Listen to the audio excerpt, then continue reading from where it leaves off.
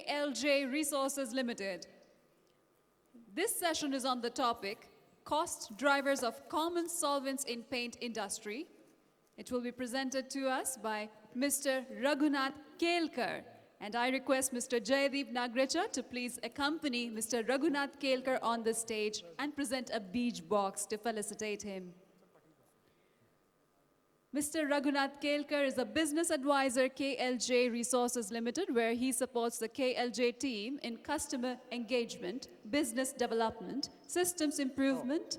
A chemical engineer from IIT Delhi, he has spent more than 40 years in the Indian chemical industry in various capacities. He has an exposure to various user industries such as paints and resin, ink, pharma, and major intermediates and specialty chemical producers.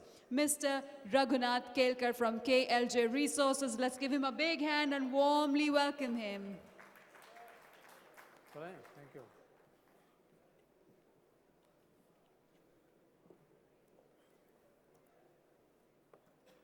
Good afternoon, ladies and gentlemen. My name is Raghunath Kelkar, and I represent KLJ. So I will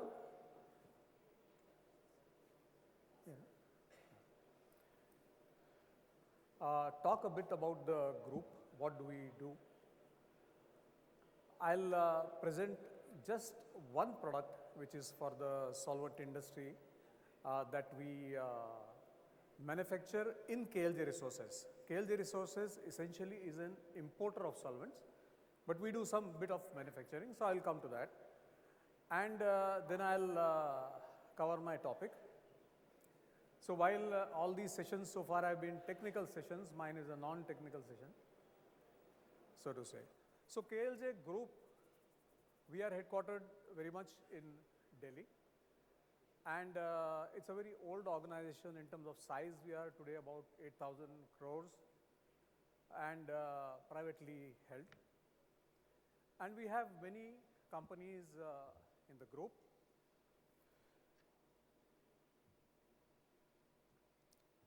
We are known mainly for our plasticizers when it comes to manufacture. We are undoubtedly the largest in Southeast Asia when it comes to plasticizers. We are have manufacturing plants in various locations, Silvassa, Bharuch, and we have overseas plants also in Thailand and Qatar. Qatar is actually a chlor-alkali plant. And in KLJ Resources, what we are doing is we are importing a lot of solvents. I'll tell you how about the number. And we are also in infrastructure. If you go on Gurgaon side, etc., the buildings constructed by us are visible. You can see them. Plasticizer division makes phthalate plasticizers, non-phthalate plasticizers. And in November or December, we will commission our phthalic anhydride plant, which is a backward integration. It will be entirely for our own consumption, will not come out into the market. We do polymer compounding, almost all kinds of polymers. We do polymer compounding, that's our compounding business. We also have a Benz product division. So we are into toluene chemistry. We make toluene downstreams like benzyl alcohol, benzaldehyde, benzyl chloride, and so on. In our chlor-alkali division, which is very much in Qatar, we make caustic soda prills, CPW, other products. All are sold within the Middle East and Africa. We don't bring anything into India from this particular company. And KLJ Resources, and I'm part of KLJ Resources, our job is to import chemicals from Southeast Asia, China, USA, the Middle East, and serve the customers in India, including the coating industry, which is a very large set of customers for us. In terms of numbers, we are importing about 45,000 tons of various solvents every month. And that gives us a challenge in terms of how to address the cost, the prices, And that is the question that we have been asked, and I want to kind of share our thoughts in that. Like I said, there is just one product that I want to introduce, which is manufactured in KLJ Resources. The product is called KL40, and it is a substitute for mineral spirit, mineral turpentine. A quick comparison, that it is practically free of aromatics. That's very, very important. Low sulfur content and no odor as compared to mineral spirits. So this is a product, we have the product team here also. So if somebody wants to know more about this product, we are quite willing to share. As you know, the white spirits, they contain about 30% aromatics and they have smell, etc., etc. So this product should definitely be tried. This is just the data sheet in terms of whatever I have told just now. So this is one product we want to sell more and more to the industry. Now coming to the solvents that we are importing, and like I said, almost 45,000 tons of solvent. In terms of variety, about 30 solvents. And I'm talking about the bulk imports. We also do almost 45 products in drums, like amines and ethoxylates, etc. But we are not talking about those products today. The question that we are asked by our customers is, भाई ये pricing वगैरह में अभी क्या करना चाहिए? You know, it's a typical question. क्या करना चाहिए? मैं लूँ product नहीं लूँ? And like Mr. Chaudhary said in the morning, कि भाई सलाह देनी नहीं चाहिए, पहले खुद ही सोचना चाहिए. So I said that in this, as far as this subject is concerned, we can share what we do, how we think about the products, what we practice, are there any processes, instead of telling people कि आपको ऐसा करना चाहिए. And if out of these discussions people get some, if they like it, I'll be happy. So as far as coating industry is concerned, almost 13% of the ingredient requirement is solvent, as we understand. So out of 5.6 billion, and this is India, in terms of dollar value, 13% is the requirement of solvents. And the solvents, major solvents that we are tracking, so to say, are toluene, mixxylene, C9, butyl glycol, acetone, butyl acetate, ethyl acetate, and butanol. Ethyl acetate, incidentally, we don't import because India is actually has sufficient ethyl acetate. They export also, but we do some kind of local buying and selling. So the product has been covered, and especially because it's a very large volume product for the paint and coating industry. The first thing that obviously any businessman who has got anything to do with chemicals or coatings or anything looks at crude. So we also keep a track of crude, and also, am I losing this? Is sound going on? Yeah, sorry. And we also look at naphtha.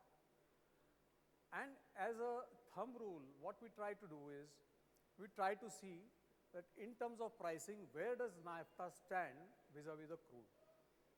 So we look at a benchmark of around 8.5 times to 9 times as naphtha versus crude, to kind of assume that everything is in a steady state. Why? Because if naphtha is, let us say, depressed, which is the situation today, it has a lot of sound, please.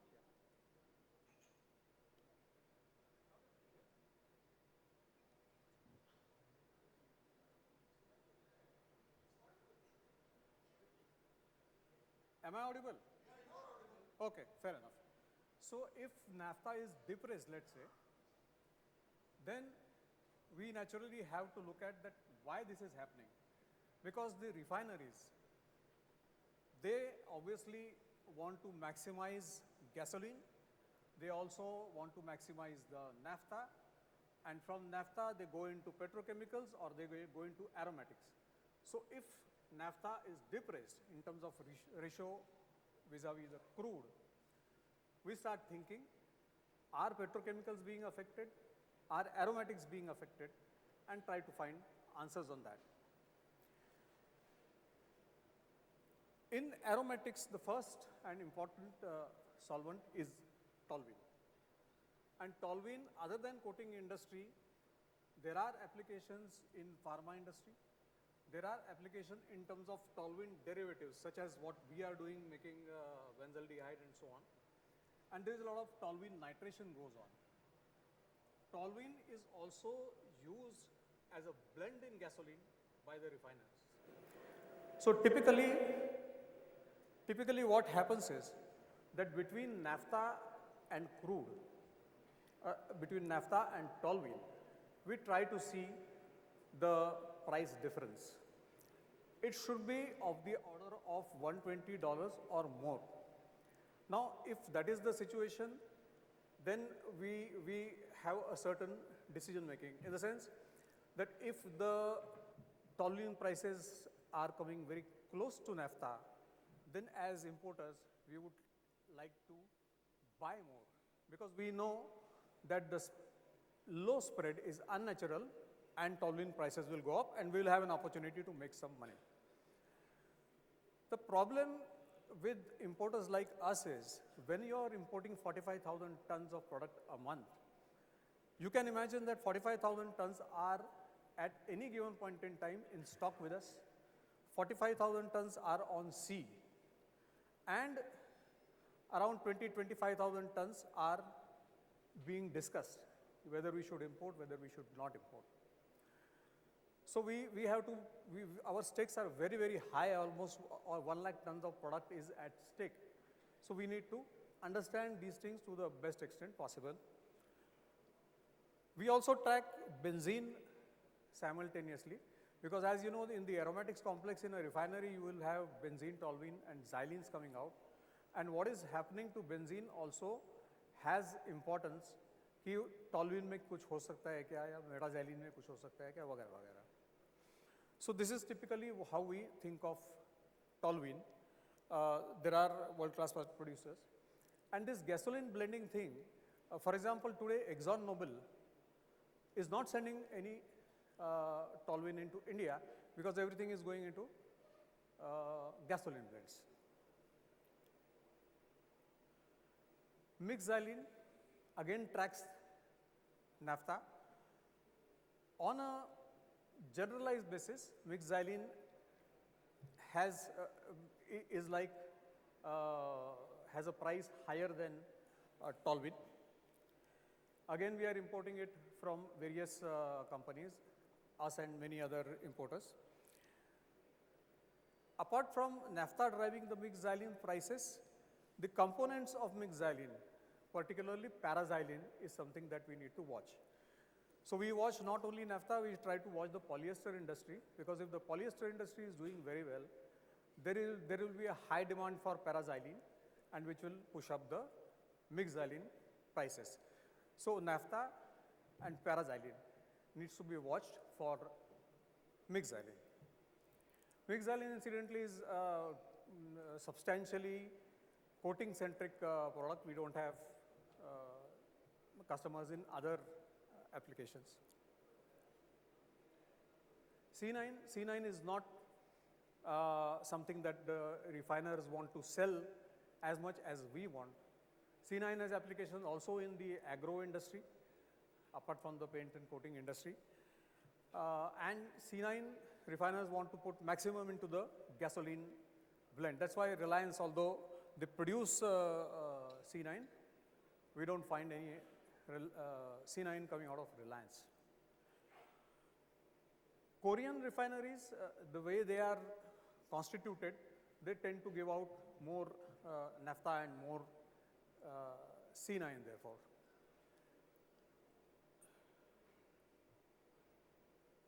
Butyl glycol is a small product.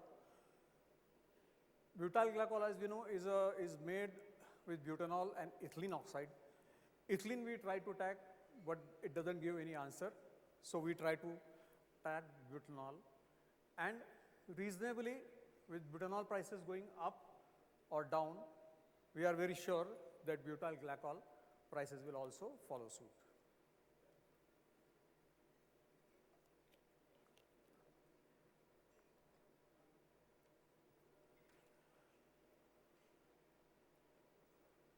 Acetone. Now, acetone in terms of chemistry does track propylene, and we follow propylene numbers in order to understand what's happening to acetone. But it has its own peculiarity because acetone is not produced on purpose. It always is, it comes out as a co-product in production of phenol. So if phenol demand is very high, phenol prices, if they are very high, at times acetone prices also come down, even if propylene is going up. Or sometimes very odd reasons, like if you see in the beginning of the COVID period, while the propylene prices were coming down, acetone prices were going up because isopropyl alcohol, which is a product made out of acetone, was required substantially for sanitizer and so on and so forth. So here not only propylene tracking, but tracking of phenol and therefore benzene is something what our product managers are doing day in and day out. Butyl acetate, okay, again acetic acid, butanol, both prices we keep tracking and we try to get answers of that. There is a fair amount of, let's say, understanding in terms of in butyl acetate if we follow acetic acid and butanol. Ethyl acetate, like we said, that we don't import, but typically what we have seen is that while ethanol prices and acetic acid prices will drive, but it's more of acetic acid. So with acetic acid going up and down, very quickly ethyl acetate prices react to the changes in the acetic acid prices. And finally, we have butanol. Butanol is a propylene derivative. So tracking propylene prices, we get an idea of where butanol is going to be directionally, and accordingly we take position. So in a nutshell, the key takeaways are that crude, because the direct derivatives of crude, so to say, that the first step from naphtha, which is toluene, mixed xylene, and C9, the tracking of crude and naphtha will give answer. For other products, you have to go further, let us say to the other building blocks like benzene, propylene, and ethylene. And other dynamics, like I said, that phenol dynamics for acetone or isopropyl alcohol dynamics for acetone, gasoline for C9. These are some of the things, or whether toluene nitration is doing well or not, that will determine how we look at the product, how we do the pricing, etc. So I hope that with this I've been able to share our way of working, our way of looking at solvents and its prices and costs. And if there are any questions, please let me know. Thank Any you. questions we'd like to ask to the speaker? Yes, sir. Yeah, good afternoon, sir. First of all, we are honored to have you here on the IPCA platform for the very first time. So my question to you is that with so much of analysis being done by your analytical team on the cost drivers for solvent, what is the percentage accuracy of the data which you find at your end? What is the percentage? Accuracy of the data, you know, the increase or decrease in price trends. How accurate these kind of data come to you? Is it really as insightful as you are saying? How accurate is our analysis? Yeah, yeah. Is the question. Yeah, what is the percentage of that? You know, 60% you're right, 40% you also go wrong, or is it 100% sure that you're right every time on with this kind of background? If let us say I were to say as a experience, about 60 to 70%. You can't be accurate, obviously 100%. The issue is you can't predict the price. That's the big challenge that we are facing. We can't predict the price. We live on a hope that the direction that we are seeing out of our studies goes right, and nothing adverse happens beyond our thinking that will impact whatever we have studied. So this is how we have to take our chance in a trading organization. But it's not without an analysis or study. That's the message here. Thank you. Thank you very much, Mr. Ravindra Mukhavar. Yeah. Raghunath, Mr. Raghunath Kelkar, pardon me, Mr. Kelkar. There is a question. Hi. Good afternoon. Good afternoon, sir. My question is, what is the correlation between naphtha, heating and gasoline? So naphtha is used for heating. Yes. So the coming season, naphtha consumption will go up. Yes. So is naphtha also related to the gasoline? Yeah. So naphtha is a product that does go into gasoline. Okay. So the driving seasons, the heating seasons, they both they drive the naphtha up because you need more and more gasoline and you need more and more heating.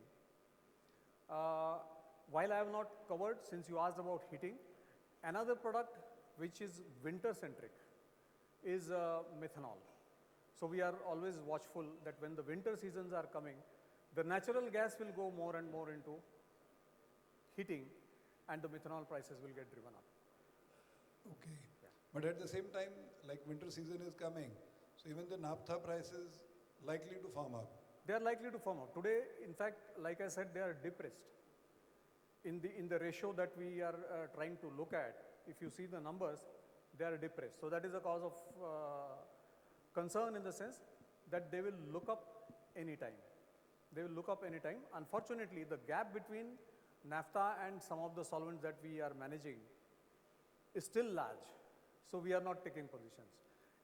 In today's position with a depressed naphtha, if let's say toluene or mixed xylene was also depressed, we would have taken large positions.